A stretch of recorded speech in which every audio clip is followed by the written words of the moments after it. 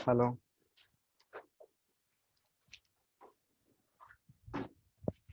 कहाँ तक पढ़े थे?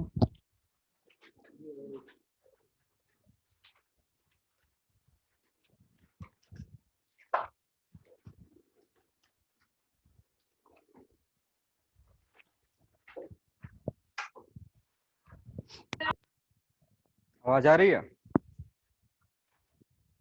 Yes, sir.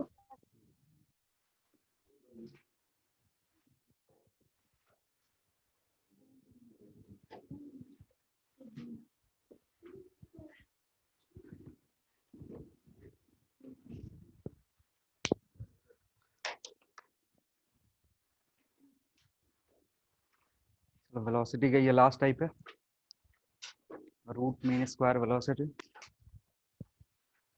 और इसको शॉर्ट शॉर्ट फॉर्म में क्या बोलते हैं? RMS velocity.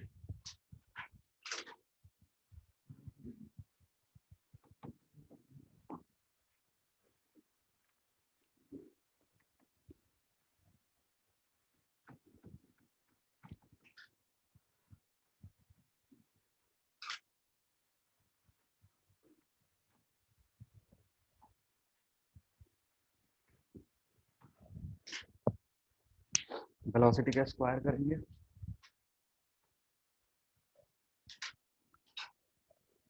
डिवाइड कर देंगे total number of particles.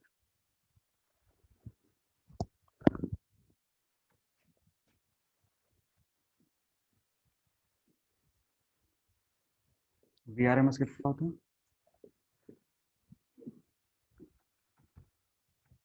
3RT/m, M molar mass है। आर जो है यूनिवर्सल गैस कांस्टेंट है। टी टेम्परेचर है, एब्सोल्यूट टेम्परेचर।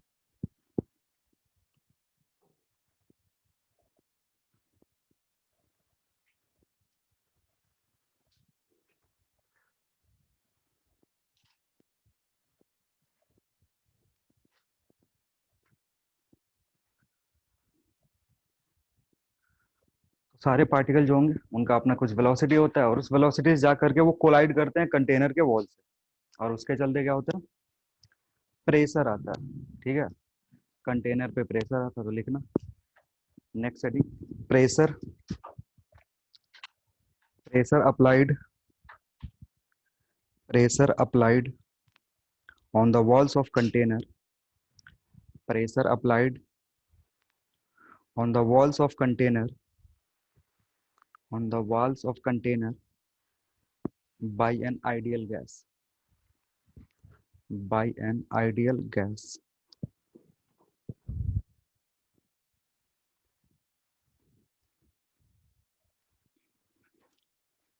देखना consider, consider, consider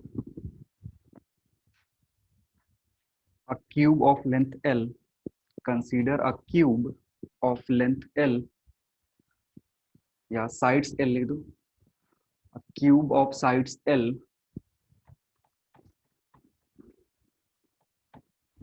is containing, is containing,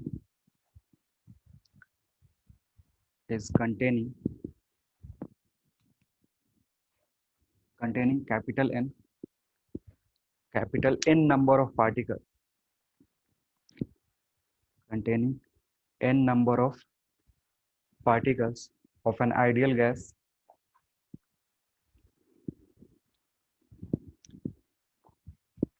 ideal gas, each having velocity, each having velocity, each having velocity v1, v2, v3 and so on up to vn respectively.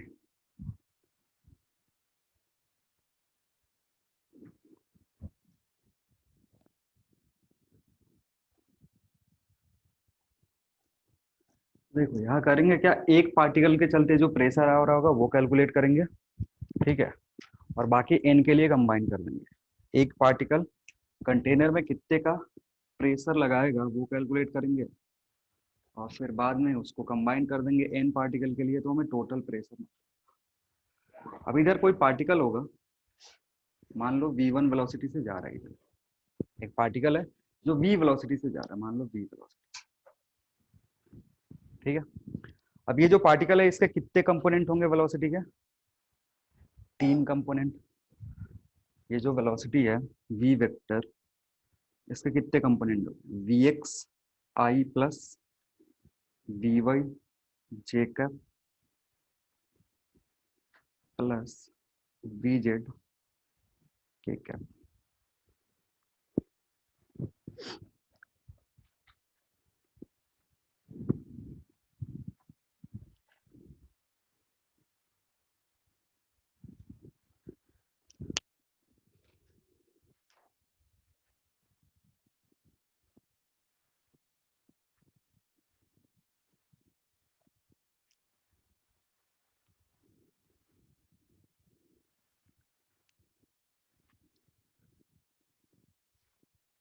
ठीक है। अब देखो होगा क्या कि ये पार्टिकल चलेगा ऐसे, जा करके यहाँ टकराएगा, कोलिजन होगा, कोलिजन होगा फिर वापस आएगा, ठीक है। फिर दोबारा जाके इस दीवार पे टकराएगा, फिर इस पे प्रेशर अप्लाई करेगा, फिर आके इस पे टकराएगा। तो हम किसी एक वॉल पे कितना प्रेशर अप्लाई कर रहा है वो निकाल लेंगे। एक पार्टिकल चलते एक वॉल पे प्रेशर कितना अप्लाई हो रहा है वो निकाल लेंगे, और पूरे एन पार्टिकल को कंबाइन कर देंगे तो क्या निकलेगा? Total pressure applied by the gas on a wall आ जाएगा। तो एक पार्टिकल का प्रेशर निकालने के लिए हमें क्या करना है? Rate of change of momentum निकालोगे तो वहां से क्या आ जाएगा? फोर्स। मोमेंटम का चेंज निकाल लो, अगर उसमें टाइम से डिवाइड कर दोगे तो क्या दे देगा वो? Rate of change of momentum. और rate of change of momentum होता क्या है? फोर्स। और force per unit area is what? Pressure. तो ये यहाँ से प्रेशर का एक्सप्रेशन आ जाएगा कि पार्टिकल, एक पार्टिकल कितना प्रेशर लगा रहा है वॉल पे। आ रही बात समझ में?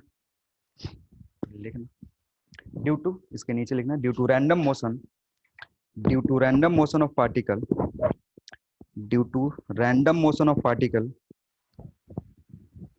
Due to random motion of particle, random motion of particle, each component of velocity, due to random motion of particle, each component of velocity,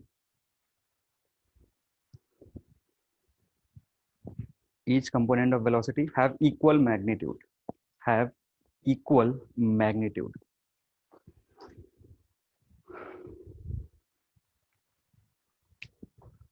That is Vx is equal to Vy is equal to Vz.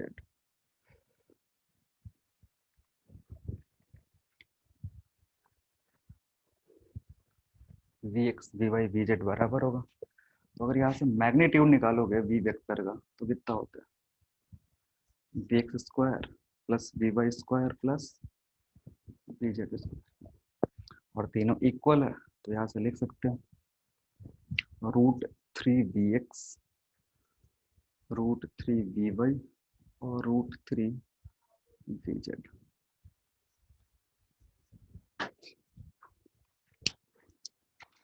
जो magnitude होगा वो कितने के बराबर होगा? Magnitude या तो √3 times of component of velocity in X direction, या फिर √3 times of component of velocity in Y direction, या फिर √3 times of component of velocity in Z direction. अगर इस वॉल पे प्रेशर निकालना है, इस वॉल पे अगर प्रेशर निकालना है तो इधर कौन सा कंपोनेंट पार्ट लेगा?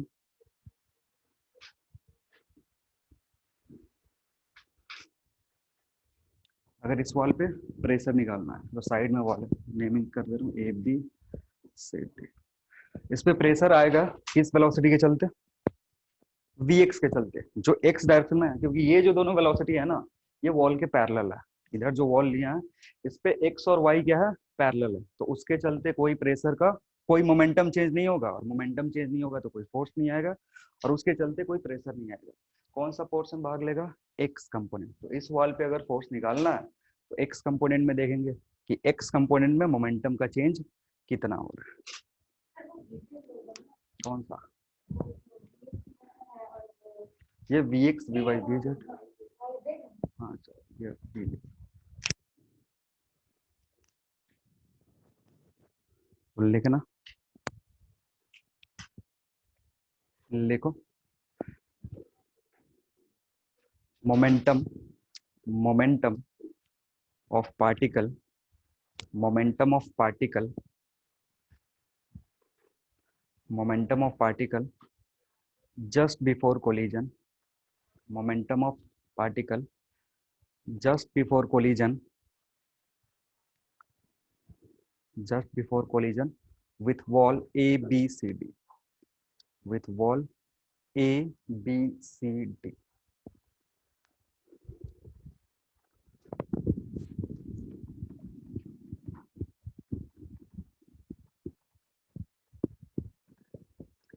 और मोमेंटम देखोगे तो ये वेलोसिटी है, इसमें मास से मल्टीप्लाई कर दो, कितना होगा m into B X, where m क्या है, मास ऑफ पार्टिकल, जो भी आइडियल गैस है उसके एक पार्टिकल का मास है m।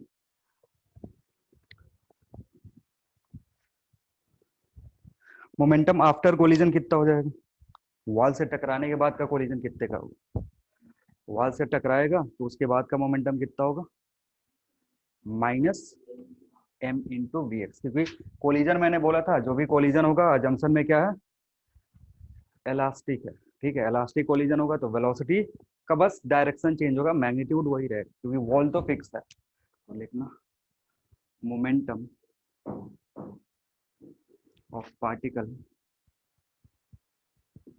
After collision with wall ABCD, and that will be how much, minus mvx।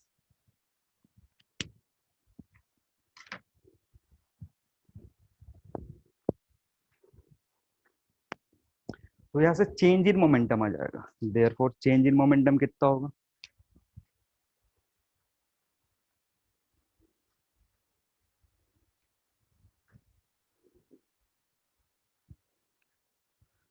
Change in momentum कितना होगा, minus M V X minus ये फाइनल ये इनिशियल, तो minus 2 mvx।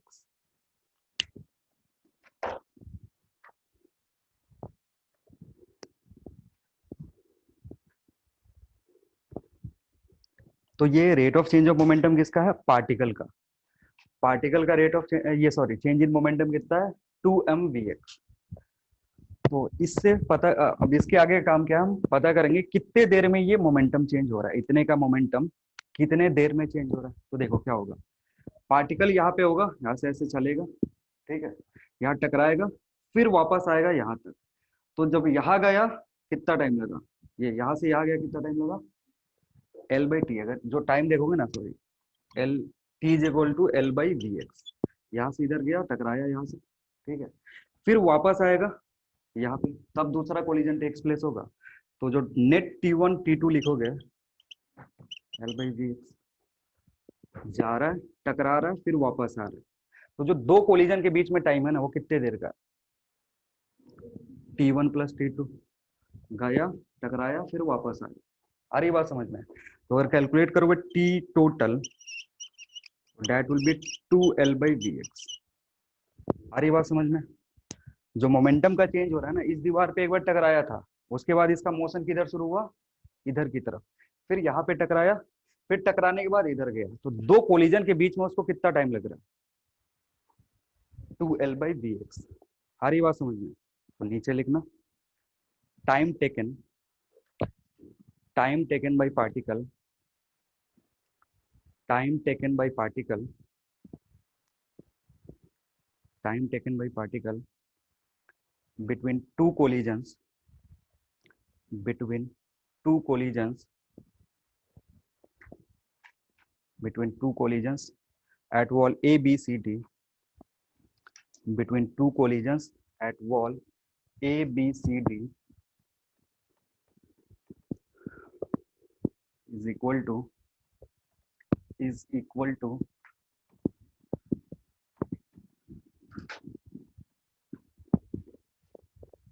is equal to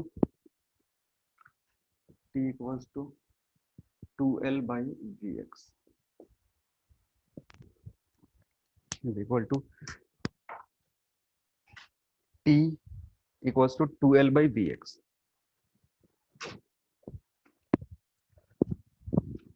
therefore इसके नीचे therefore rate of change of momentum, therefore rate of change of momentum, therefore rate of change of momentum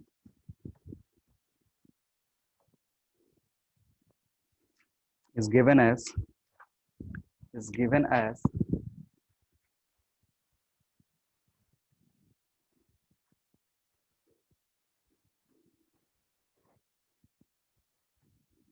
जितना momentum में change हुआ वो divided by जितना टाइम लगा मोमेंटम चेंज होने में wall A B C D में, वो इतने का होगा। तो सिंप्लीफाई करोगे delta P by delta T, that will be how much, 2 cancel out हो जाएगा, M V square M V X square divided by L minus, और यही क्या होता है, this is the force acting on the particle।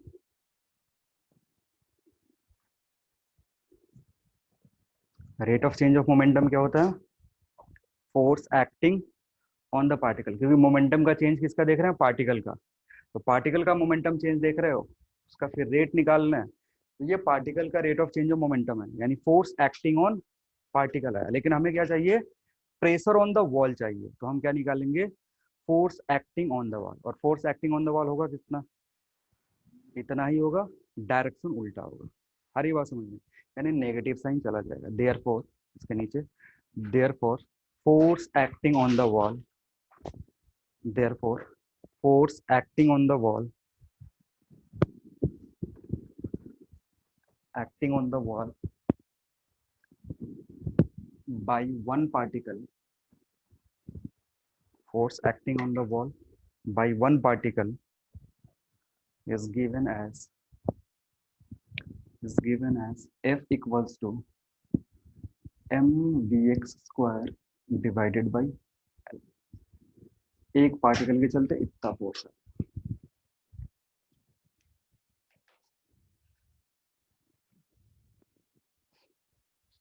ठीक है,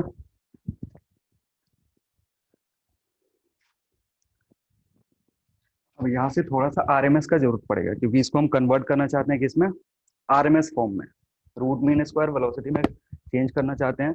तो उसका फॉर्मूला यूज करेंगे।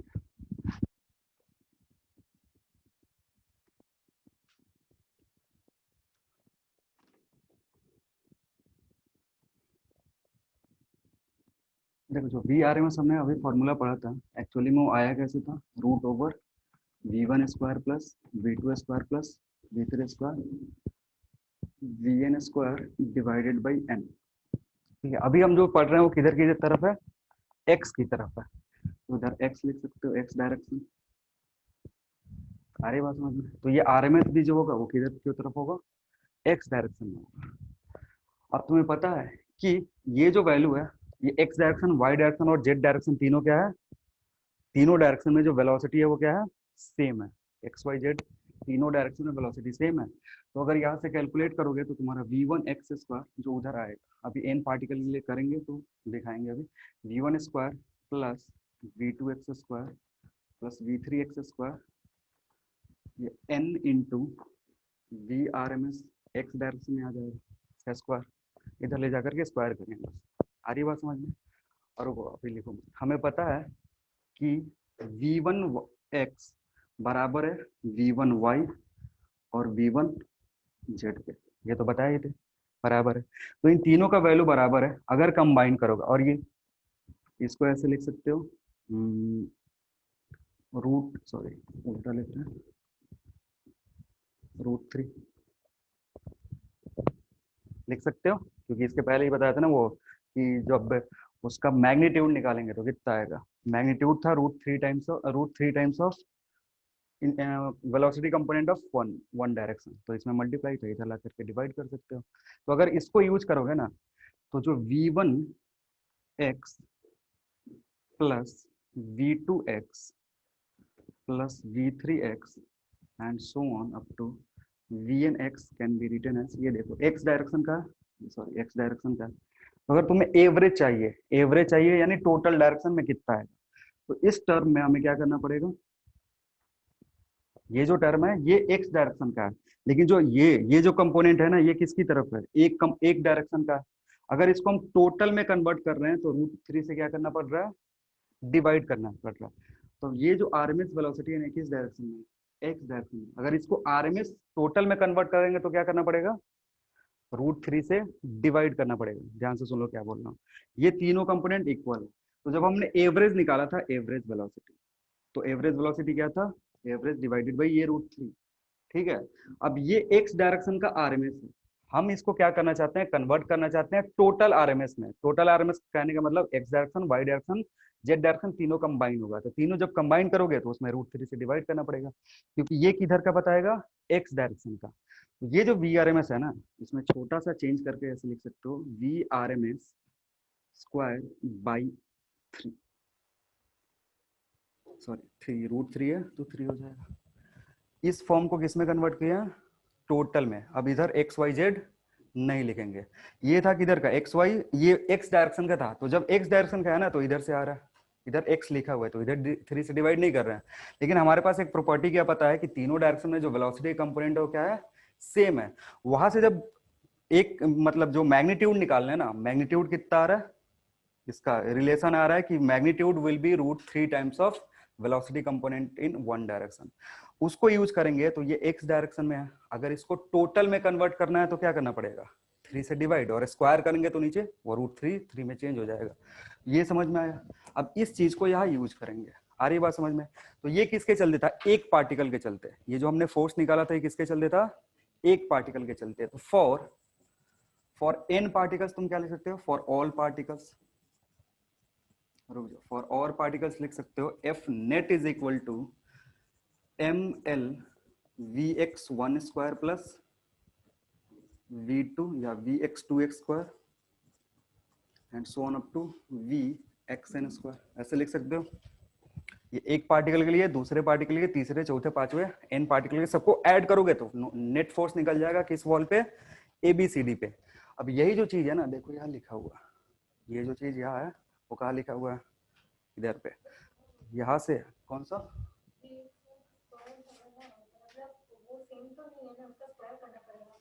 ये है तो उधर, अच्छा स्क्वायर नहीं है यार, ये रूट में नहीं होता है स्क्वायर, इस पे इधर है ना, तो ये छोटा हुआ है स्क्वायर, इधर देखो ऐसा ही लिखा था ना, यहाँ स्क्वायर छोटा है बस,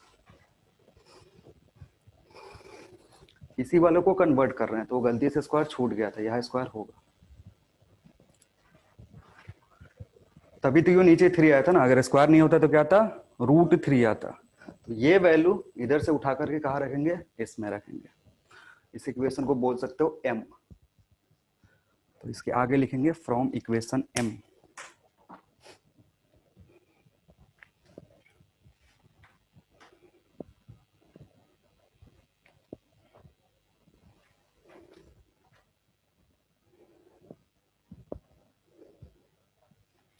इधर समझ में आया ना, इधर ही थोड़ा सा कंफ्यूजन होता है, बाकी सब तो मैथमेटिक्स है हल्का फुल्का। अब लिख सकते हो from equation m F net कितना हो जाएगा, F net will be m/l, इस पूरी की जगह ये वैल्यू लिखेंगे n into VRMS square divided by 3। अब जैसे ही नेट फोर्स आ गया प्रेशर आराम से निकल जाएगा।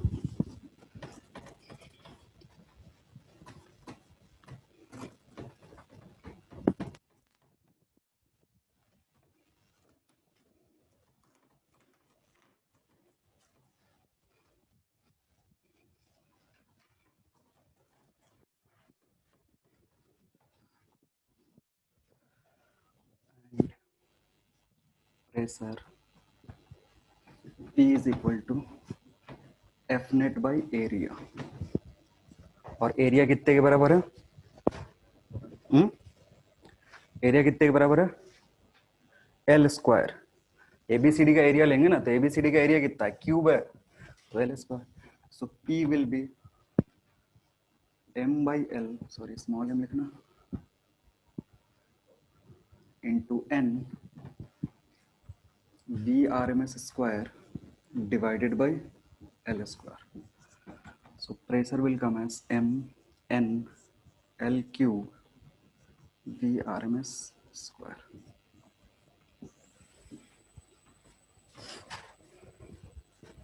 या L क्यूब को वॉल्यूम में चेंज कर सकते हो, तो P will be M into N volume V RMS। क्या?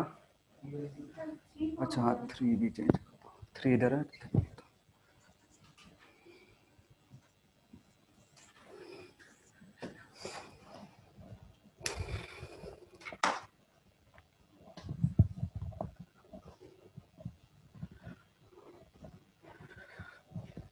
और चूंकि वेलोसिटी का कंपोनेंट जो है वो ईच डायरेक्शन में सेम है, जितने भी वॉल है सब पे इतना प्रेशर लग रहा होगा। एक्स डायरेक्शन में, वाई डायरेक्शन में, जेड डायरेक्शन में जो भी वॉल है उस पे इतने का प्रेशर लगेगा। हम सर एक वो फर्स्ट वाले पी में नीचे 3 होगा किधर? हाँ,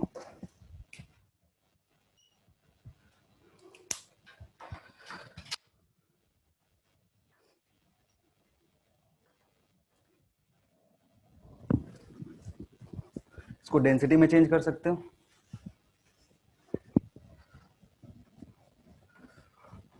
डेंसिटी में चेंज होगा।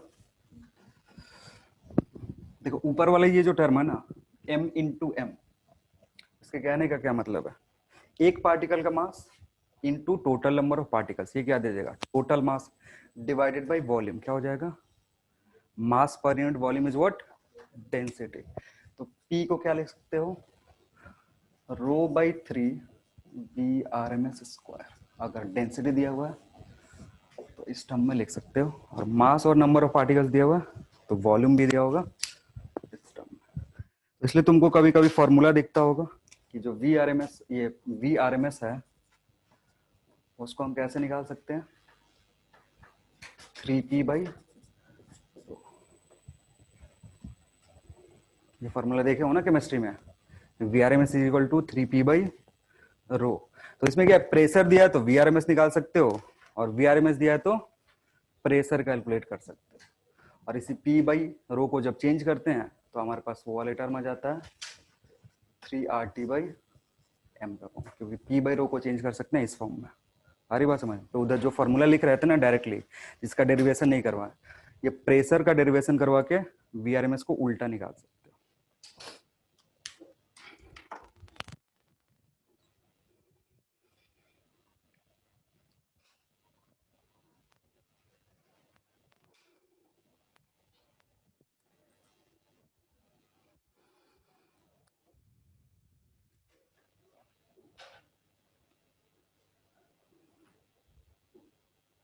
हो गया?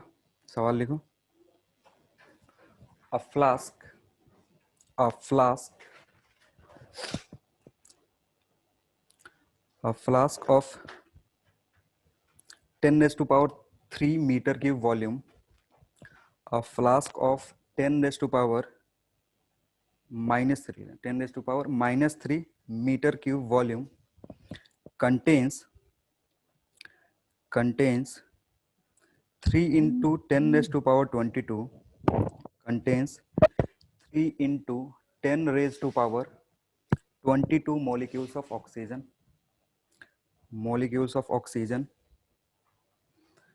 at a certain temperature, full stop. The mass of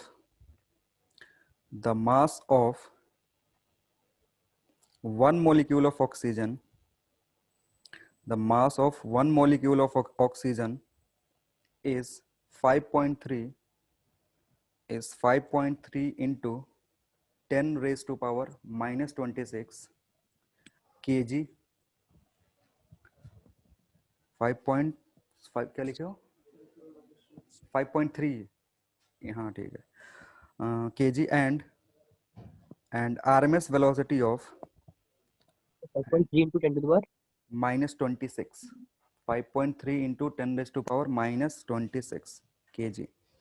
And RMS velocity of molecules at that temperature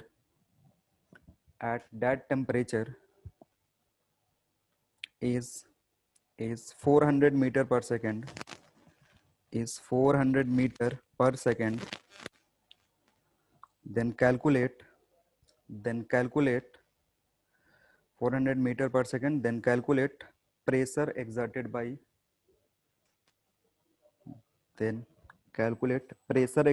the gas on the flask. Pressure exerted by the gas on the flask.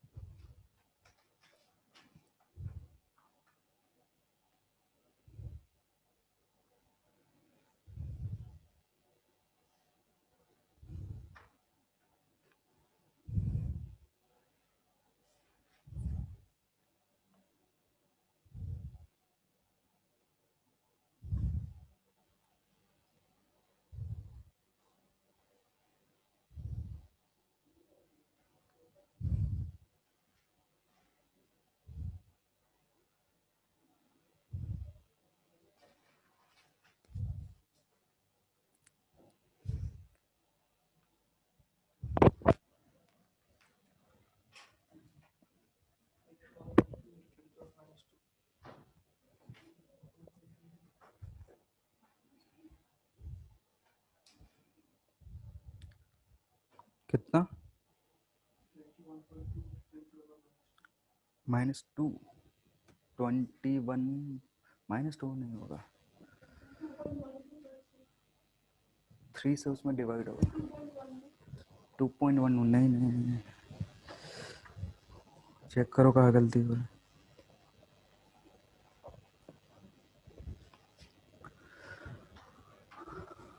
तुमने जो बताया उसमें 3 से divide होगा कहीं।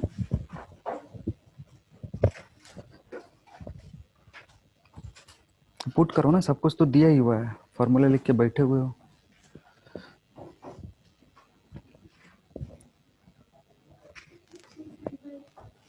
ये formula इधर 3 होगा ना, वो मिस कर दिया तुम, इधर 3 होगा। यहाँ देखो,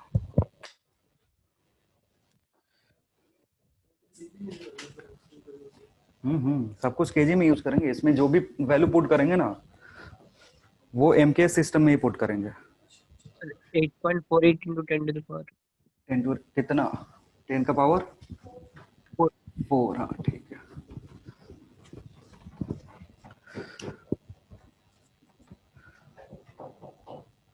एक पार्टिकल का मास दिया हुआ है कितना?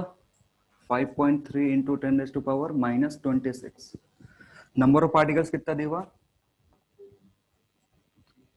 22 डिवाइडेड बाई 3। वॉल्यूम दिया है -3, ठीक है। और VRMS दिया है 400 स्क्वायर। इसी को तो सिंप्लीफाई करना है।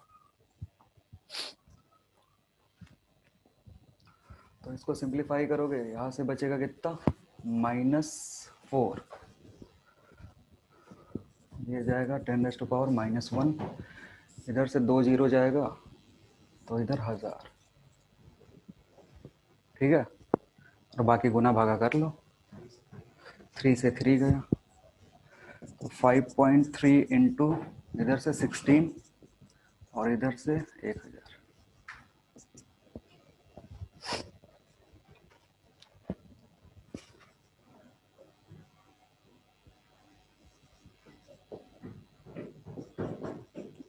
कितना आएगा?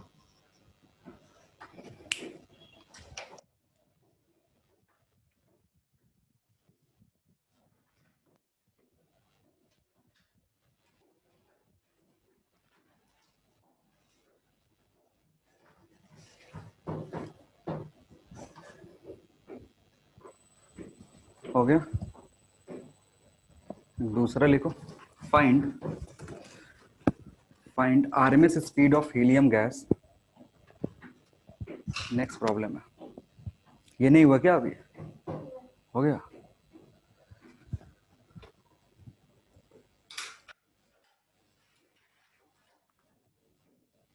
RMS speed of helium gas at STP.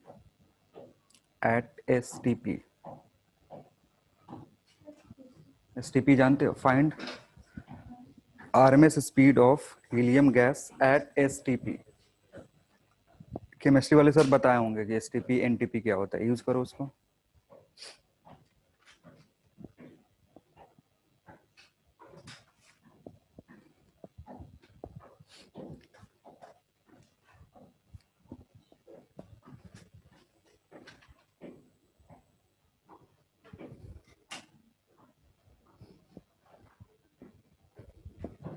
और जिनका थोड़ा कैलकुलेशन वीक है ना, वो दिन में वैसे 24 घंटे में आधे घंटे वैदिक मैथ्स पढ़ा करो। उसमें कुछ ट्रिक्स दिए होते हैं फास्ट कैलकुलेशन के, तो वो पढ़ सकते हो। कैलकुलेशन फास्ट होगा थोड़ा सा, ज़्यादा नहीं, आधे आधे घंटे पढ़ोगे हो जाएगा।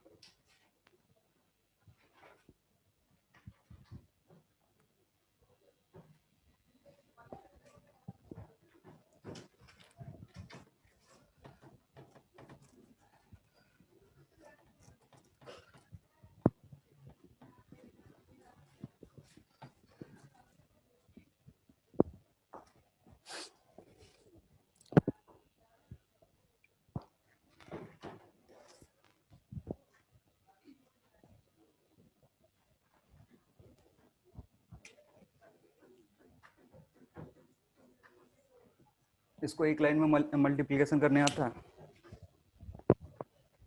एक लाइन में कर सकते हो कि आंसर सीधे बस एक लाइन लिखे हो जाए? नहीं आता?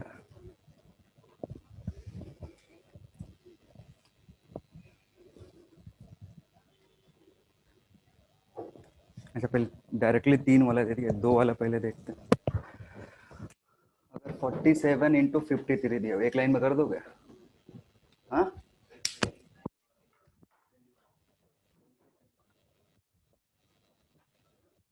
25 और कितना?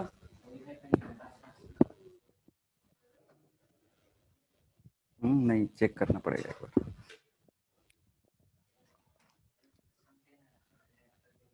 हाँ,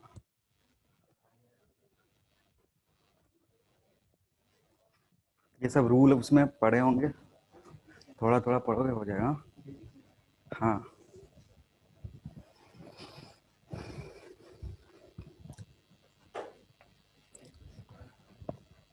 कैलकुलस ज़्यादा होता क्या है तुम्हारे लिए यार? थोड़ा सा तो कैलकुलस होता है रटने वाला। हुआ? स्टीपी पे टेम्परेचर कितना होता है? कितना? 25 होता है। फिर एनटीपी पे कितना होता है?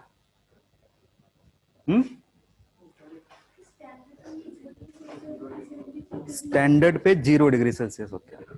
हाँ, 273। एनटीपी पे शायद रूम टेम्परेचर लेते हैं, जिसमें या तो 20, हाँ 20 या 25, 27 रख सकते हो।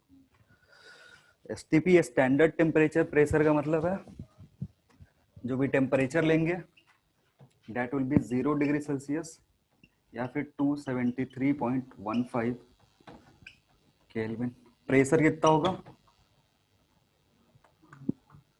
1 बार या 100 किलो पास्कल। तो यहाँ प्रेशर का जरूरत है नहीं, हमें किसका जरूरत है? टेम्परेचर का।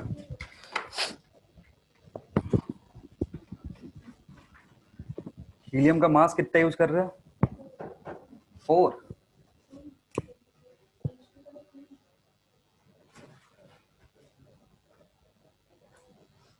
कितना होता है? 4 ग्राम पर मोल। तो तुम्हें जो जो फॉर्मूला है ना, उसमें जब पुट करोगे तो किस फॉर्म में पुट करोगे? केजी में। ये 0.004 केजी पर मोल। दिख ही नहीं रहा क्या ये ऑनलाइन वालों को?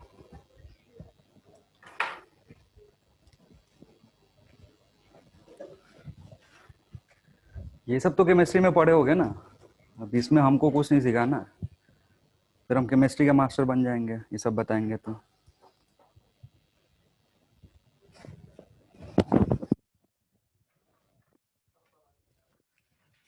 अब पढ़ाएंगे तो बाकी लोग क्या करेंगे? बायोलॉजी नहीं पढ़ा सकते, वो औकात से बाहर की चीज है। नाम ही ऐसा एक बार में बोल ही नहीं पाएंगे, ऐसे बड़े बड़े नाम दिए हैं। और बायो सर कभी उनको गुस्सा आता तो दे देते हैं, सर पढ़ के बताइए थोड़ा, बहुत फिजिक्स फिजिक्स जपते रहते हैं। बस सर नहीं हो पाएगा, नाम नहीं याद पड़ेगा।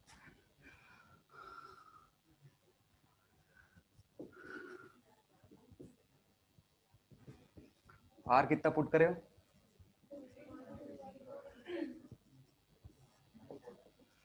बाई 4 नहीं, बाई 0.004। इसी को सिंप्लीफाई करना है। अब सिंप्लीफाई करने में लेट जाओगे।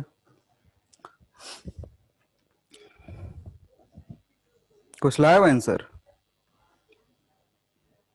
नहीं करे होगे?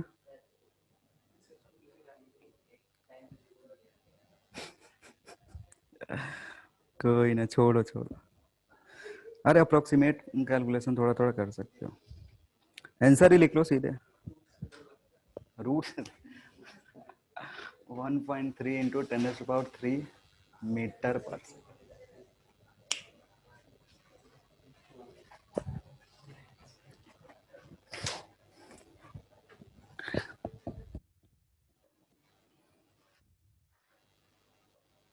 देखो जो आंसर देगा ना, मतलब ऐसा कुछ सवाल दिया ना, तो अब ऐसा इसको पूरा सिंप्लीफाई करके वो आंसर नहीं बताएगा, ऐसे दे सकता है कि रूट 1.7 का जो वैल्यू है वो 1.3 है।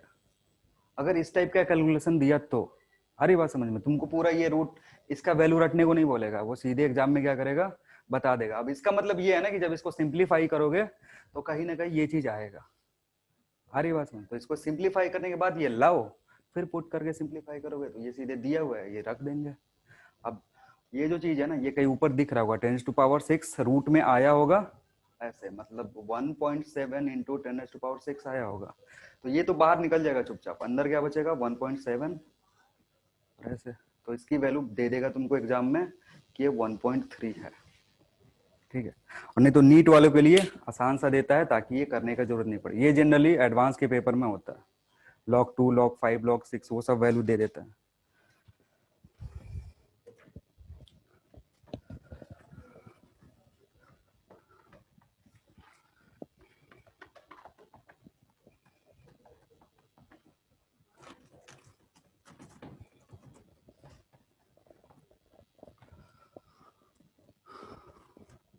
नोट लिखो।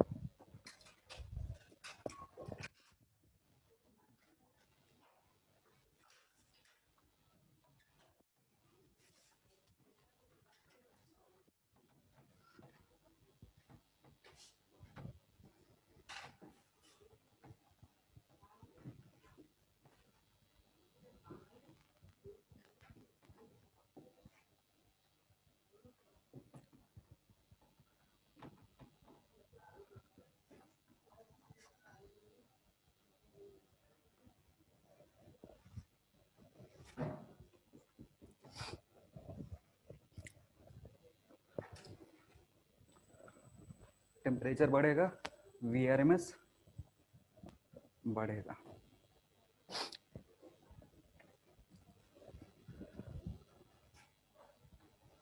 तो ये जो कंपैरिजन होता है ना, वो होता है same gas at different different temperature. जैसे बोल दिया एक गैस है, टेम्परेचर T1 पे VRMS इतना है, तो टेम्परेचर T2 पे VRMS निकालो, तो इधर से रिलेशन यूज कर सकते हो। VRMS1 divided by VRMS2 is equal to root T1 by 2 T2.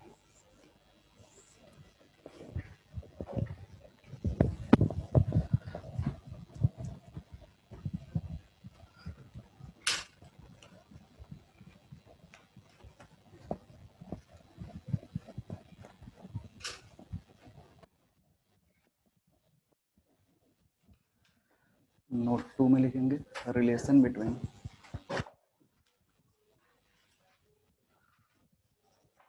Molar mass and VRMS।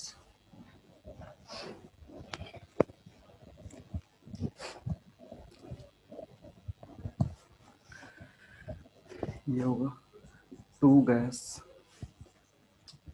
gases at same temperature। दो गैस है, टेम्परेचर क्या है, सेम है, तो इसके लिए VRMS जो होता है, VRMS is inversely proportional to root m।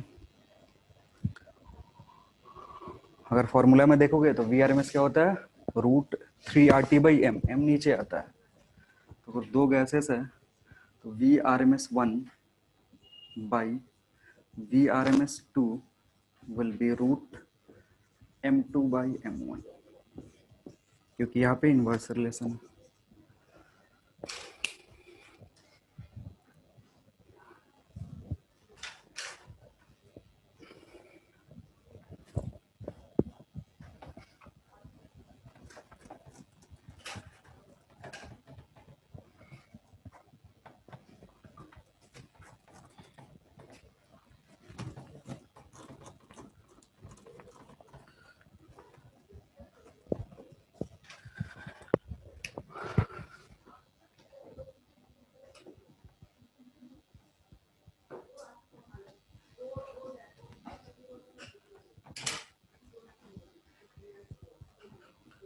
दो गैसेस है, टेम्परेचर भी डिफरेंट, अलग अलग टेम्परेचर पे चेक कर रहे हैं कि क्या रेशियो होगा उनके RMS स्पीड का। तो दोनों कंबाइन कर सकते हो from 1 and 2, VRMS1 divided by VRMS2 will be root over T1 by T2 into M2 by M1।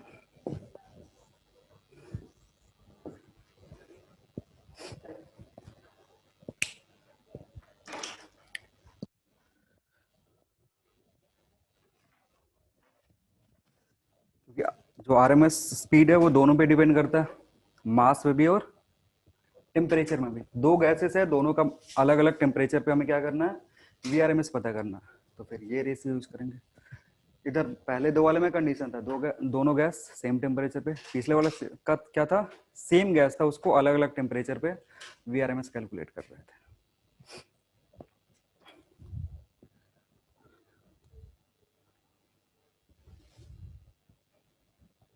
और नोट नंबर 4 लिख लो।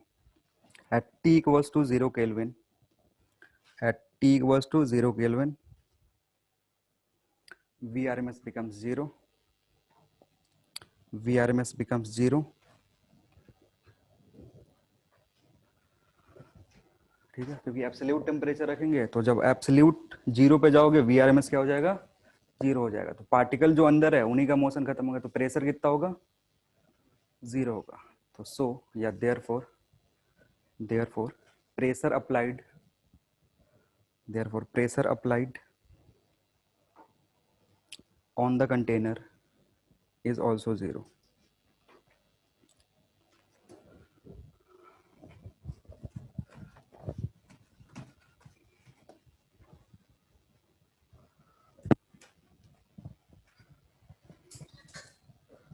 नेक्स्ट हेडिंग है degree of freedom. Degree of freedom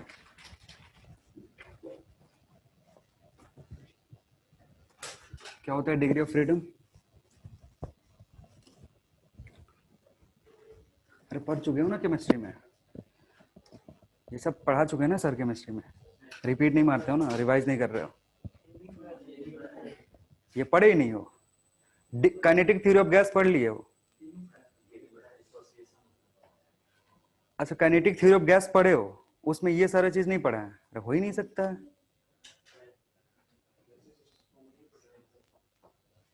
क्या बात है।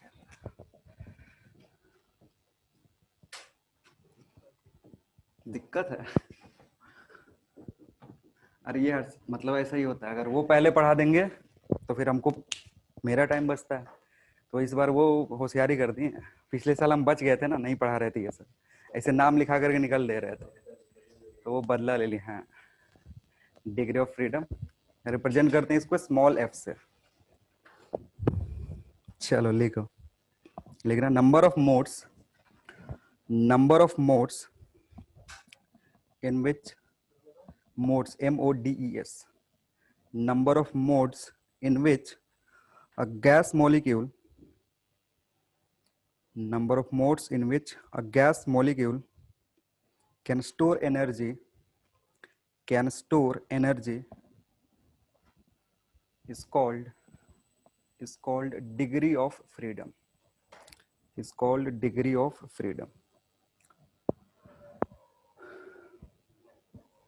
ठीक है, और जो भी गैस मॉलिक्यूल्स है उसमें एनर्जी आता क्यों है? गैस मॉलिक्यूल्स में एनर्जी क्यों आता है? टेम्परेचर बढ़ाओगे तो काइनेटिक एनर्जी, मोशन के चलते। ठीक है, तो दूसरा एक इसका और भी डिफिनेशन है, it can also be defined as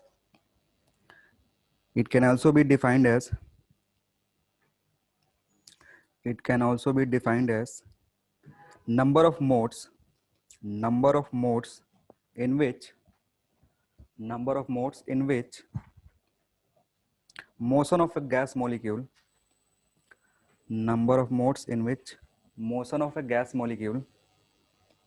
takes place।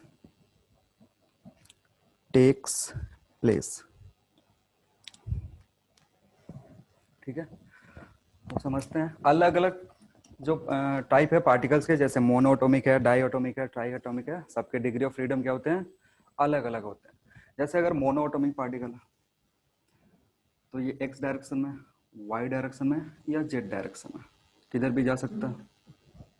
ठीक है, इसका जो मोशन होगा एक्स में भी जा सकता है, तभी तो वी एक्स आया था, वी वाई आया था और वी जेड आया था। तो सिंगल पार्टिकल है, उसके पास वी एक्स हो सकता है, वी वाई हो सकता है, वी जेड हो सकता है।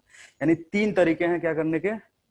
एनर्जी स्टोर करने के। इसके पास कितने तरीके? एक्स डायरेक्शन में मोशन करके एक्स डायरेक्शन में एनर्जी स्टोर कर सकता है, वाई डायरेक्शन में कर सकता है, जेड डायरेक्शन में कर सकता है। इसलिए इसका डिग्री ऑफ फ्रीडम कितना होगा? 3 होगा। वैसे ही अगर डाईएटॉमिक है, डाईएटॉमिक मतलब 2 एटम हो गए। ठीक है, अब इसमें क्या होगा? अगेन इसका मोशन एक्स वाई जेड की तरफ हो सकता है। तो ये 3 ट्रांसलेशन तो है ही। ये जो मोशन है ना जिसमें वेलोसिटी आती है उसको ट्रांसलेशनल मोशन बोलते हैं। अब क्या होता है, ये 3 तो है इस डाई के पास, साथ ही साथ ये क्या कर सकता है, ऐसे पेन है तो रोटेट कर सकता है, ऐसे रोटेट करेगा, पोजीशन चेंज होगा पार्टिकल्स का, तो उसके चलते एक रोटेशनल काइनेटिक एनर्जी आएगा। तो एक ऐसे रोटेट कर सकता है, दूसरा ऐसे भी तो कर सकता है। तो इसमें होता है 3 ट्रांसलेशनल और 2 रोटेशनल। आ रही है बात समझ में? एक ऐसे भी चेंज होता है, तो ऐसे जब चेंज हो रहा है तो पार्टिकल अपने पोजीशन पे, जैसे इस पेन को मैं ऐसे भी तो घुमा सकता हूँ, तो ये टिप और ये टिप कहाँ है? अपने ही जगह पे है, पोजीशन चेंज नहीं हो रहा, तो वो वाली ट्रांसलेशन, वो वाली रोटेशनल में आएगा नहीं। रोटेशन में क्या आएगा? ऐसे पोजीशन चेंज हो रहा है और ऐसे। ठीक, तो इसके लिए अगर 2 वाला है, मतलब डाईएटॉमिक है, तो उसके लिए डिग्री ऑफ फ्रीडम कितना होगा? डी ऑफ 5 होगा। और अगर मोनो है तो मोनो के लिए 3, वैसे ट्राई के लिए और पेंटा के लिए, वो बाकी सब के लिए याद कर, ज्यादा तक याद नहीं करना है, ट्राई तक ही याद करना है। फिजिक्स के लिए, केमिस्ट्री के लिए कितना होता है अब मुझे आइडिया नहीं है, तो लिखना degree of freedom. Next heading है degree of freedom for different types of degree of freedom for different types of molecule, different types of molecules,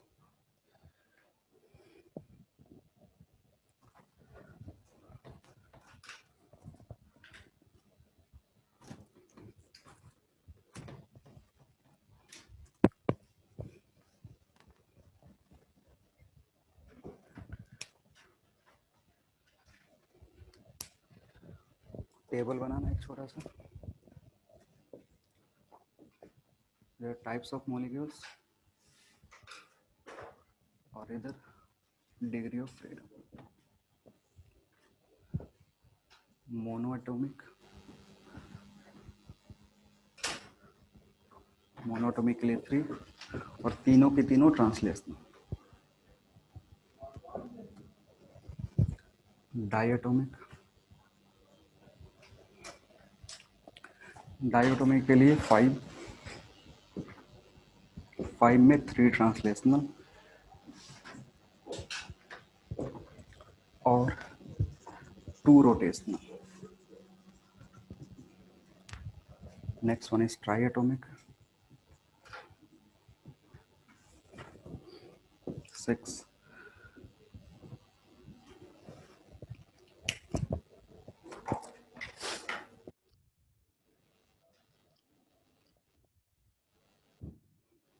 chemistry में ट्राई को 2 पार्ट में डिवाइड करते हैं, एक के लिए 6 होता है, एक के लिए 7 होता है, क्योंकि उस उधर वाइब्रेशनल भी आता है.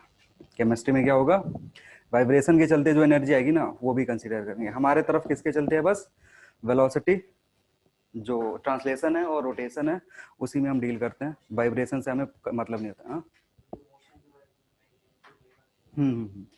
फिजिक्स में बस, केमिस्ट्री में जाओगे तो उधर वाइब्रेशन के चलते भी जो एनर्जी स्टोर होगी वो भी कंसीडर करेंगे. तो उसके चलते भी डिग्री ऑफ फ्रीडम क्या होता है, चेंज होता है. वो मॉड्यूल में दिया होगा तो एक बार मॉड्यूल पढ़ लेना, मॉड्यूल अगर होगा तो. नहीं है तो केमिस्ट्री सर से एक बार बस यही वाला पोर्शन पूछ लेना कि सर डिग्री ऑफ फ्रीडम बता दीजिए ट्राई एटॉमिक के लिए, जब सिमेट्रिक या असिमेट्रिक उधर कुछ होता है तो उसके लिए वो बता देंगे. लीनियर और नॉन लीनियर कुछ करके होता है ट्राई एटॉमिक में. ठीक है, तो लीनियर के लिए 5, लीनियर के लिए 6 और नॉन लीनियर के लिए शायद 7 होता है. मैं कंफर्म नहीं, इसलिए उसमें कुछ बता नहीं सकता. ये इतना फिजिक्स में यूज करेंगे. ठीक है, चलो नेक्स्ट लिखेंगे. नेक्स्ट हेडिंग इज, कितना टाइम, 2 बजे तक क्लास चलेगा. आज बायो सर तो है नहीं, 2 बजे तक. अरे 2 बजे के बाद खाना, फिर घर ही जा सकते हो, उसके बाद टोटल फ्री. अरे हम भी नहीं खाए हैं, क्या है पर. अरे आधे घंटा लेट हो जाएगा तो यहाँ से डॉक्टर नहीं आ जाएगा उठा के ले जाने के लिए. आधे घंटा नहीं बियर कर सकते हो. 1:30 बजे खाते हो ना हमेशा, 1 बजे. अब वो बिस्किट उस्किट रखे हो, खाना शुरू कर सकते हो. और घर वाले खा सकते हैं, घर वाले बैठ के माइक म्यूट करके आराम से खा सकते हैं. देखो अभी छोड़ेंगे तो फिर 1 घंटे क्लास बाद में लेना पड़ेगा. अरे तो हम जाना है भाई कहीं, अजीब है. हम अपना सोच रहे हैं, तुम अपना सोच रहे हो. 2 बजे जाना है मुझे बाहर यार, फिर क्या ही क्लास लेंगे. चलो लिखो Maxwell's law of, Maxwell's law, ये तो सर पढ़ाए होंगे. Maxwell's law of equipartition of energy. अब ये मत बोल देना कि नहीं पढ़ाए. अरे तुम पढ़े ही नहीं हो. नहीं ये पढ़ाए, ये मुझे पता है, ये उन्हीं का है, हम उनका चुराते हैं. ये फिजिक्स का उतना है कुछ नहीं, बस थोड़ा सा चुरा लेते हैं एक्सप्लेन करने के लिए, ताकि कभी कभी फिजिक्स पोर्शन में सवाल पूछ देता है तो बच्चे गाली देते हैं कि फिजिक्स वाले सर ने पढ़ाया ही नहीं.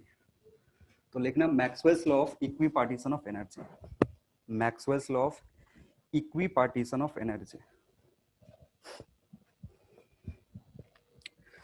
Maxwell's law of equipartition of energy. ये पढ़ा देंगे, खत्म. हाँ तो हम तुम्हारा क्या सोचेंगे.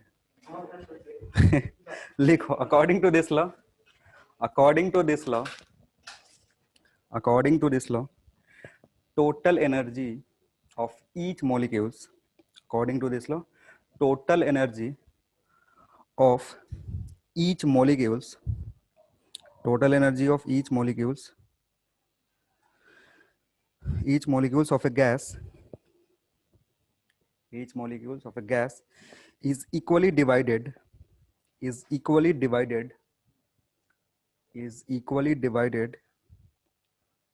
among its degree of freedom, its degree of freedom. ठीक है, उसने बोला ना कि अगर एक पार्टिकल है तो इसके पास डिग्री ऑफ फ्रीडम कितना है, मान लो 3 है. पार्टिकल है मोनोएटॉमिक है तो 3 होगा ही. ठीक है, तो इसमें 3 है ना, तो तीनों में जो एनर्जी आएगी ना तीनों के चलते हैं, मान लो ये आ रहा 5, तो ये भी 5 और ये भी 5 देगा। आ रही बात समझ में? बस मानने को बोल रहे हैं, रट मत लेना 5 इधर 5 इधर 5 इधर 5, बस यही हो गया लॉ ऑफ क्या, इक्वी पार्टीशन एनर्जी। बोल रहा है सब में इक्वली डिवाइडेड है, जितना डिग्री ऑफ फ्रीडम होगा उससे मल्टीप्लाई कर देंगे तो टोटल एनर्जी आ जाएगा। ठीक है, तो लिखना उसी में पैराग्राफ छोड़ के, at T equals to 0 kelvin, at T equals to 0 kelvin energy of molecule at T equals to 0 Kelvin, energy of molecule per degree freedom, molecule per degree freedom is 0, is 0.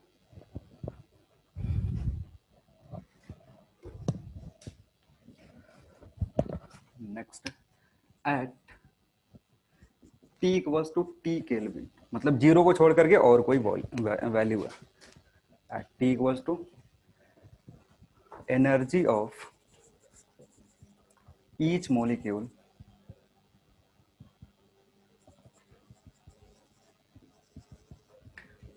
per degree freedom is equal to half kT.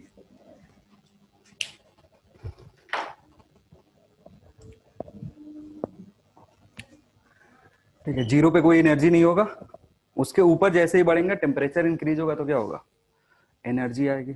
और energy को temperature के term में कैसे लिख रहे हैं, half के T. के क्या है, बोल्ट्जमैन कांस्टेंट, या के जो है, तो ये 1 डिग्री ऑफ फ्रीडम के लिए, 1 डिग्री ऑफ फ्रीडम के लिए एक का, एक मॉलिक्यूल का। तो for F degree of freedom क्या होगा, एफ से मल्टीप्लाई कर देंगे इसमें, तो लिखना नीचे and for small f degree of freedom, and for small f degree of freedom, energy of each particle, energy of each particle is equal to, energy of each particle is equal to, multiply कर दो,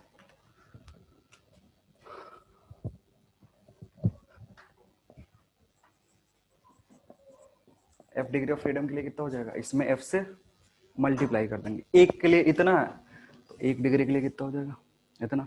next फिर line आगे continue कर दो, and for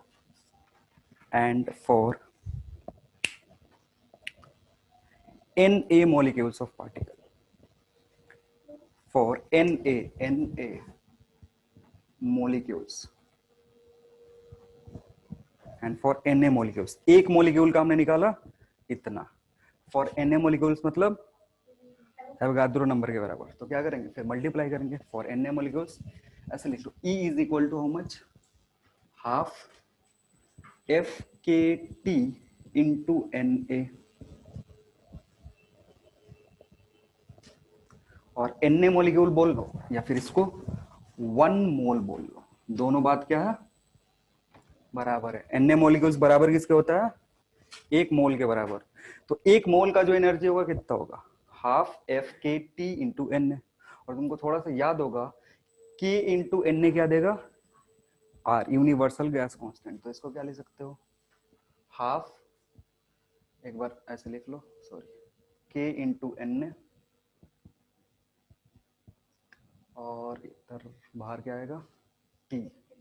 ठीक है, तो half K, sorry R T, अच्छा एफ भी है, तो एफ बाई टू, इधर भी F by two N A K into T, और N A into K Boltzmann constant को जब मल्टीप्लाई करते हैं एवोगाड्रो नंबर से तो क्या देता है, यूनिवर्सल गैस कांस्टेंट। तो ये 1 मोलिक्यूल के लिए हुआ,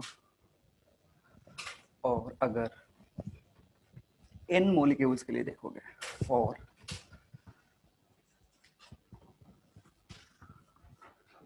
n मोल्स, ये 1 मोल के लिए है, अब हमें किसके लिए चाहिए, n मोल के लिए, तो फॉर n मोल के लिए कितना हो जाएगा, E is equal to n by two F R bar T.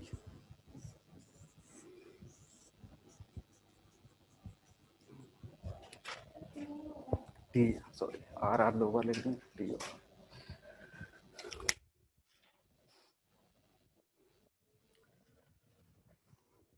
ये सब चीज तो सर भी बताए होंगे, बताया ना? अरे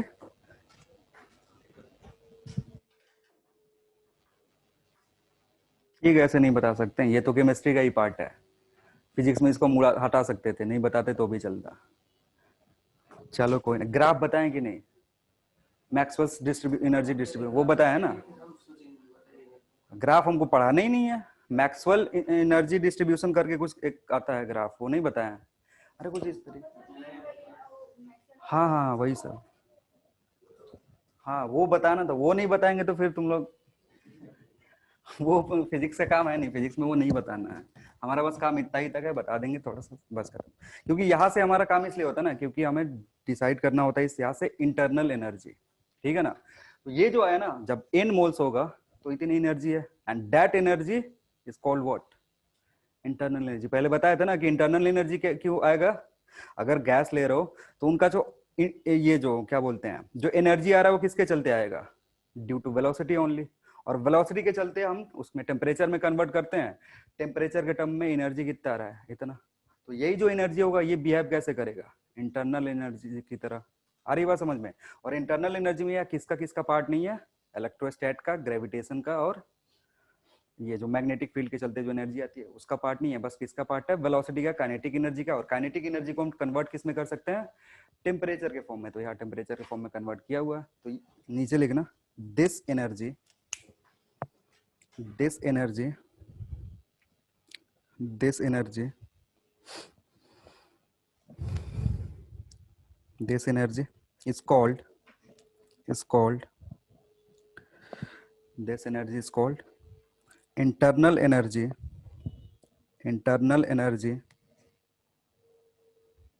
internal energy for n moles of gas, for n moles of gas, for n moles of gas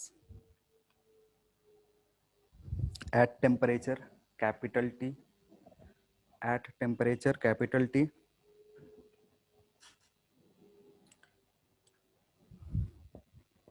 which is only due to, which is only due to, which is only due to kinetic energy of each molecules, which is only due to kinetic energy of each molecules,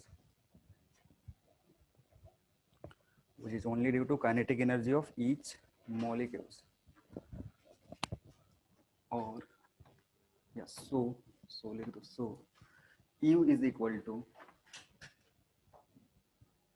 n by 2 f r bar into T.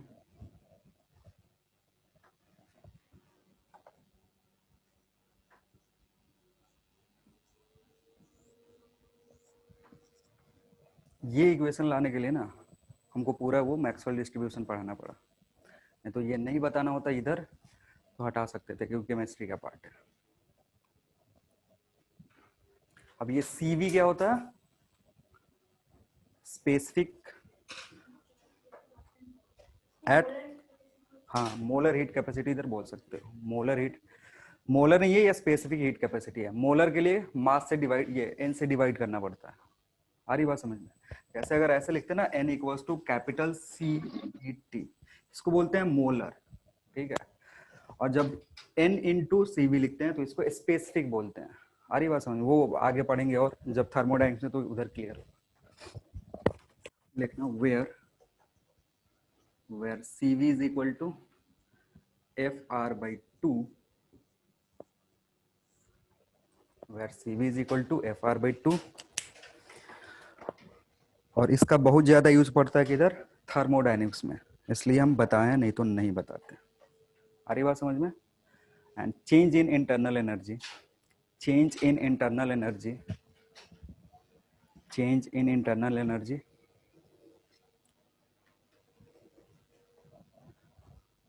change in internal energy of a gas, of a gas irrespective of the process, change in internal energy of a gas irrespective of the process, irrespective of the process is given as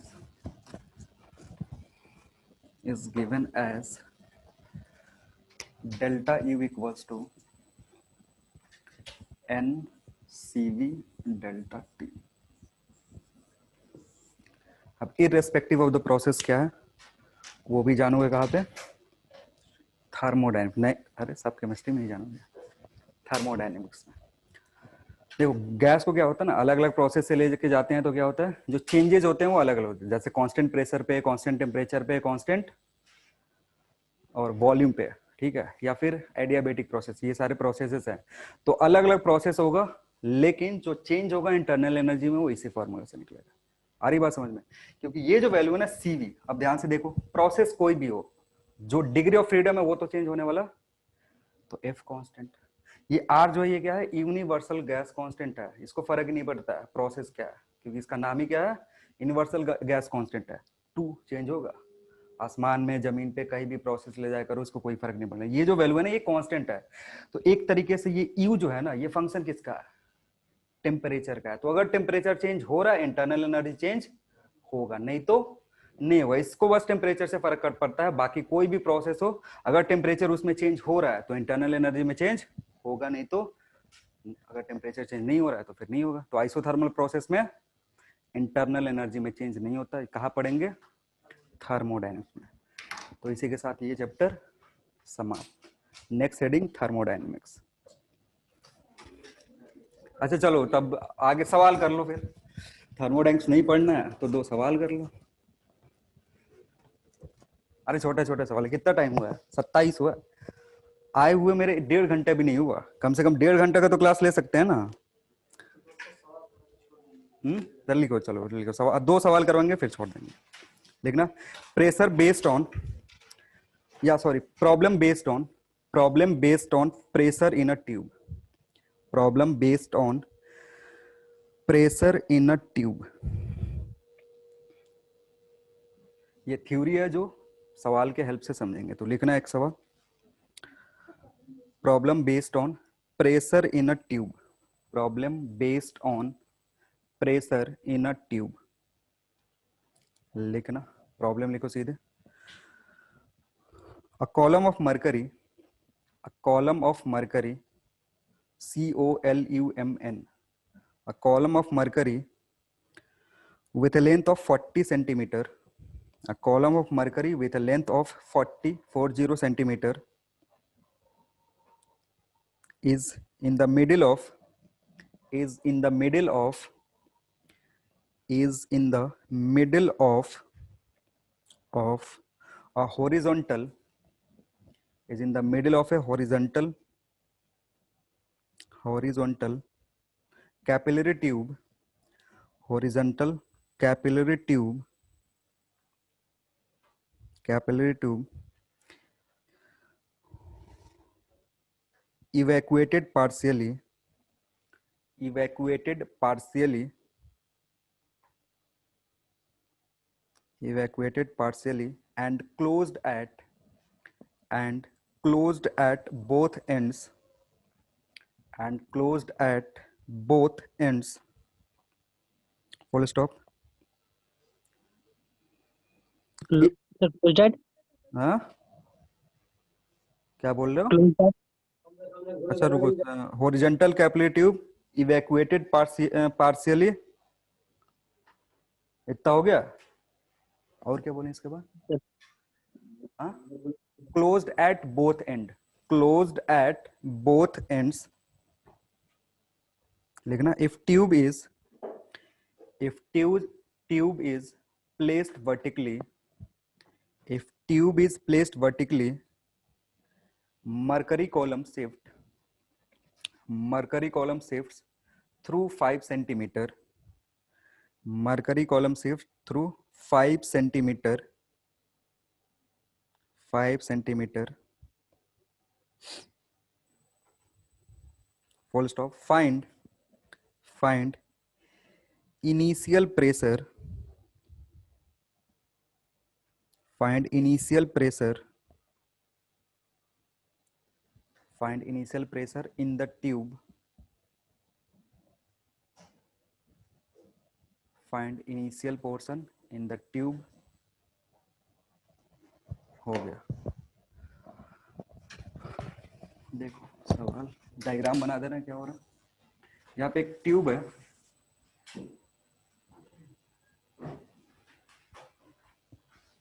इसके middle में 40 centimetre का क्या mercury column है। ये पूरा जो length है ये 100 सेंटीमीटर का। इधर का प्रेशर कुछ होगा, इधर का प्रेशर होगा, क्योंकि पार्शियली इवैक्यूएट किया है, फुल्ली नहीं किया होगा। फुल्ली अगर किया होता तो यहाँ का प्रेशर कितना होता, जीरो। वैक्यूम प्रेशर जीरो हो जाता ना, तो फुल्ली नहीं करेगा, हल्का सा इवैक्यूएट करेगा, दोनों तरफ सील कर दिया। अब क्या करा, इसको ऐसे हॉरिजॉन्टल था, वर्टिकल कर दिया। तो जब वर्टिकल करा तो मिडिल से, जैसे ये पहले 40 था, मिडिल में था, अभी क्या करा, ये शिफ्ट हुआ, ये इसका फाइनल पोजीशन हो गया। शिफ्टिंग कितने का हुआ, 5 सेंटीमीटर का। आ रही बात समझ में। तो यहाँ का कुछ प्रेशर होगा, यहाँ का भी कुछ प्रेशर होगा। मान लो ये P1 और ये P2। तुमको क्या कैलकुलेट करना है, P कैलकुलेट करना है।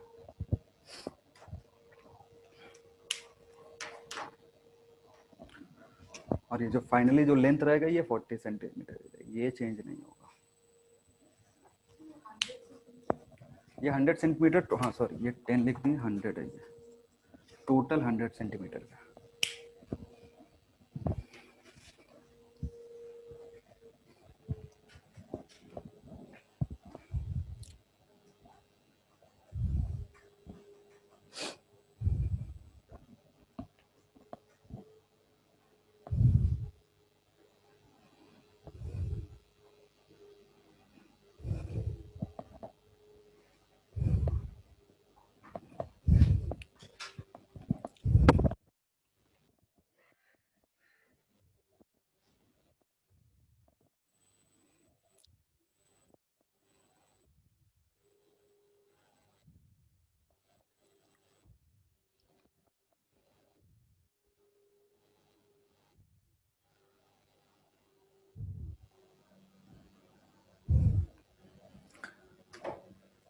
सोचो इसमें क्या क्या कांस्टेंट रहेगा, क्या क्या वेरी करेगा अगर टिल्टिंग कर रहे हैं। तो जो जो प्रॉपर्टी चेंज हो रही है वो पता करो, जो जो कांस्टेंट रहेंगी वो पता करो।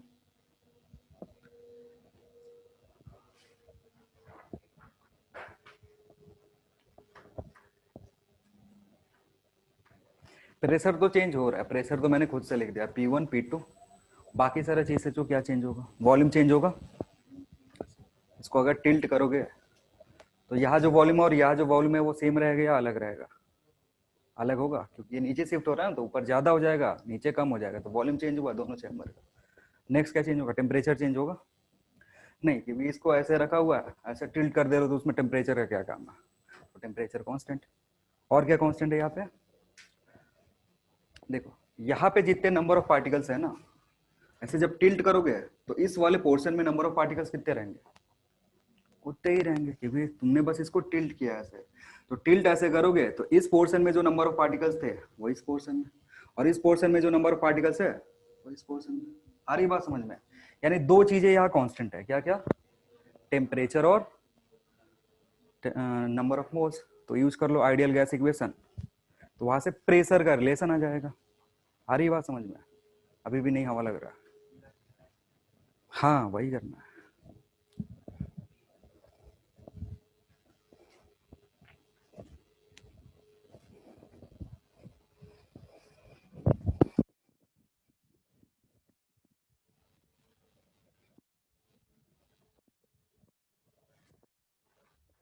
चलो देखो बताते हैं। यहाँ का वॉल्यूम मान लो V, तो यहाँ का भी वॉल्यूम कितना होगा, V होगा। ये लेंथ कितना होगा, 30 सेंटीमीटर। इधर का लेंथ कितना होगा, 30 सेंटीमीटर। अब ये जो दोनों कंबाइन करके कितना कर देंगे, ये तीनों कंबाइन होगा 100 सेंटीमीटर। अब जब ये नीचे शिफ्ट होगा ना, तो ये वाला जो पोर्शन है, ये वाला जो पोर्शन है, इसका लेंथ कितना हो जाएगा, 35, क्योंकि 5 से नीचे गया है, तो ये 35 हो गया। और यहाँ किधर कितना हो जाएगा, 25। तो वॉल्यूम तो चेंज हो रहा है। ये वॉल्यूम पहले कितना था, 30 इंटू एरिया, जो भी क्रॉस सेक्शन एरिया है, 30 इंटू क्रॉस सेक्शन एरिया, ये बता। जब टिल्ट किए तो अभी कितना हो गया, 35 इंटू एरिया।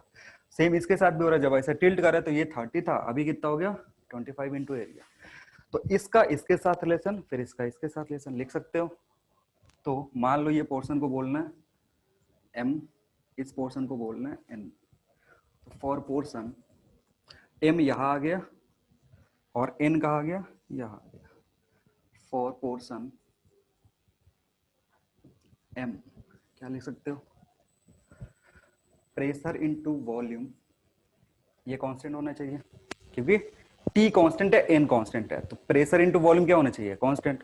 तो प्रेशर P है, वॉल्यूम को ऐसे लिख सकते हो ना 30 इंटू A, इधर इधर इधर का प्रेशर P है, वॉल्यूम कितना लिखेंगे 30 centimetre into cross section area A।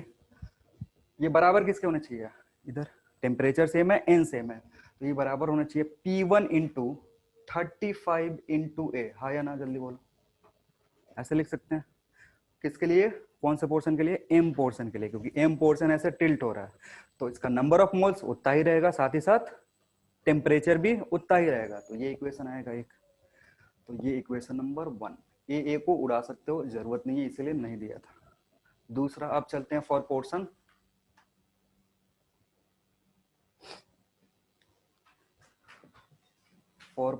N. अब पोर्शन एन इधर था, चला कहा गया यहाँ पे। अगेन पीवी जो होगा वो कांस्टेंट होगा, तो पी वॉल्यूम तो इसका उतना ही था 30 इंटू ए। बाद में क्या होगा, प्रेशर P2 हो गया, वॉल्यूम कितना हो गया 25 इंटू ए। तो 25 इंटू ए करोगे, अगेन ए शहीद हो जाएगा, बचेगा कितना P into 30 is equal to P2 into 25। अब देखना इन दोनों इक्वेशन से काम चलेगा, काम चलेगा इन दोनों इक्वेशन से। अननोन कितने हैं, अननोन कितने हैं, 2 या 3, 3 अननोन है ना। ये P भी नहीं पता है ना, तो P1 पता है ना तो P2 पता है, ये दो तीनों नहीं पता है। इक्वेशन हमारे पास कितना है, तीसरा लाना पड़ेगा। तीसरा किधर से आएगा, मरकरी कॉलन से। मरकरी हाइट डिफरेंस है तो उसके चलते प्रेशर चेंज होगा। क्यों, ये कॉलन है ना मरकरी का, इस तरीके का कुछ। तो यहाँ का प्रेशर हमने कितना लिखा P1, यहाँ का प्रेशर कितना लिखा P2। हाइट में चेंज कितने का हुआ 40 सेंटीमीटर का। तो P2 will be how much, P1 plus rho of Hg into G into 40। आ रही बात समझ में, 40 नहीं लिखेंगे, डिवाइडेड बाई 100 पे कर देंगे। अब ये रिलेशन बता दिया P1 P2 का, उसको इधर यूज करेंगे और P की वैल्यू निकालेंगे। अब 3 इक्वेशन 3 अननोन बन जाना चाहिए, होगा। ये वाली चीज कहाँ से लाए हम, फ्लूइड मैकेनिक्स से, क्योंकि हाइट के चलते डिफरेंस आता है ना, उसको यूज कर लेंगे।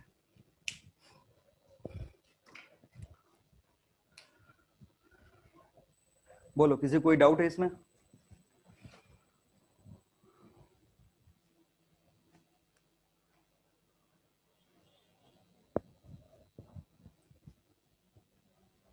कोई सोच रहा है ना कि इसको ऐसे टिल्ट करे तो ये पूरा यहाँ क्यों नहीं आ गया, नहीं सोच रहे हो ना, इसको जब टिल्ट करेंगे तो ये पूरा चीज यहाँ क्यों नहीं आ गया।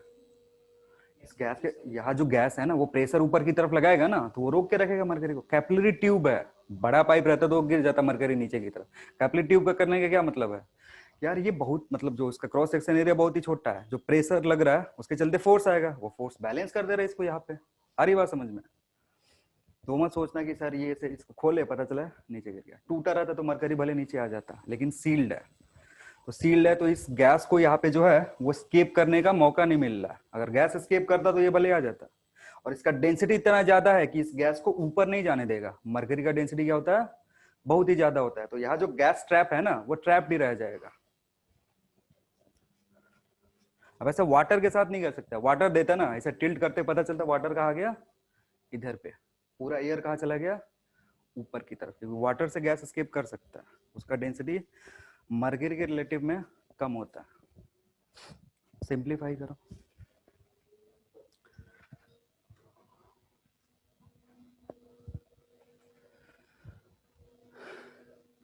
इन दोनों को जब डिवाइड कर दोगे ना, 1 2 को डिवाइड करोगे तो तुमको रिलेशन मिलेगा P1 P2 का, जो उसमें रख के सिंप्लीफाई कर सकते हो। तो अगर P1 बाई P2 करते हो, P1 बाई P2, तो ये हो जाएगा 25 बाई, होगा। इसको जब डिवाइड करोगे तो ये तो शहीद हो गया, 25 ऊपर जाएगा, 35 नीचे आएगा, इधर होगा 5/7। अब इसको उठा करके यहाँ रख दो, तो या तो P1 पता चल जाएगा या फिर P2 पता चल जाएगा। तो P1 P2 कोई निकालो, इक्वेशन यूज कर लो, P पता चल जाएगा, है कि नहीं। तो चलो P1 को मैं लिख रहा हूँ 5/7 P2। अब इसको इधर उठा करके रखेंगे। मरकरी का डेंसिटी पता है,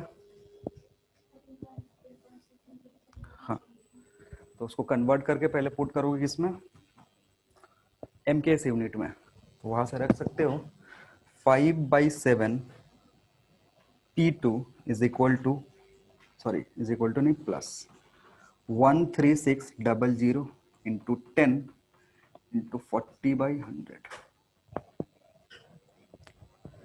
जब MKS में कन्वर्ट करोगे तो जो डेंसिटी है मरकरी का वो हो जाएगा 13600। जो भी सिंप्लीफाई होने वाला है उसको उड़ा सकते हो।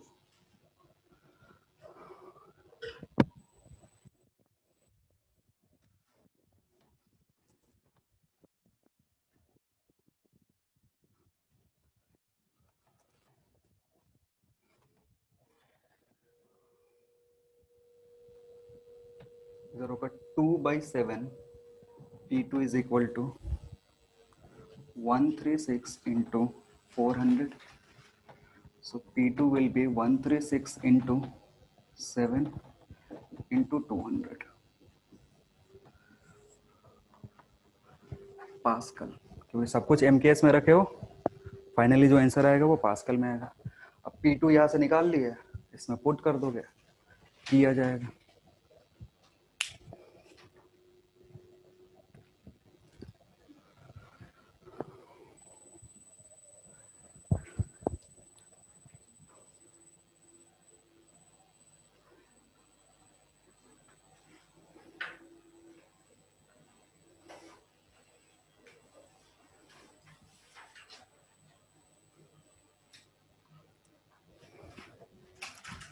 कितना आ रहा है? P1 कैलकुलेट करना है क्या? 1914। P2 निकालो, P1 निकाल। अगर P2 यहां से कैलकुलेट कर रहे हो तो P2 सीधे पुट कर दो, P1 कैलकुलेट करने की जरूरत ही नहीं है।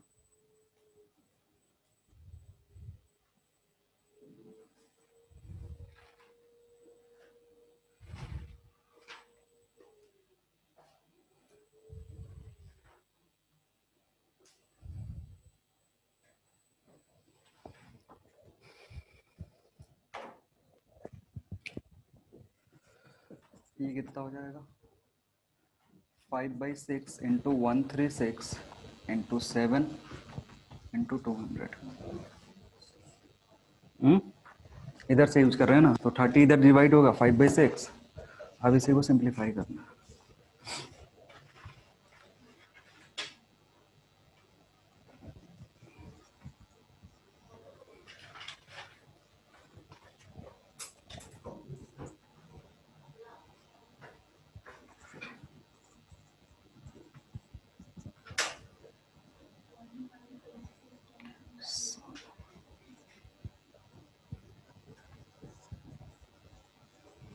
इतना अप्रोक्सीमेटली आएगा, एग्जैक्ट नहीं, क्योंकि थोड़ा सा मॉडिफिकेशन किए हैं इसमें। इसको 23 टाइम्स में काट दिए, वो एक्चुअली में कटेगा नहीं उतना। एक बार चेक कर लो,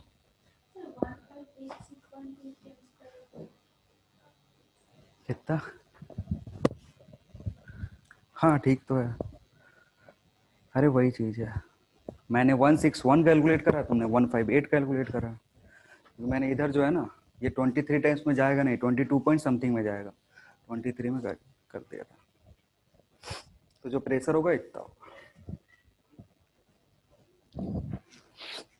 चलो तो फिर आज के लिए इतना ही, बाकी अगले क्लास में करेंगे।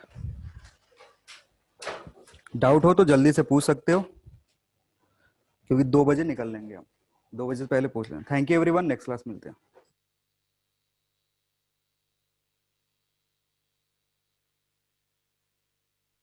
सर एग्जाम का एक डाउट है।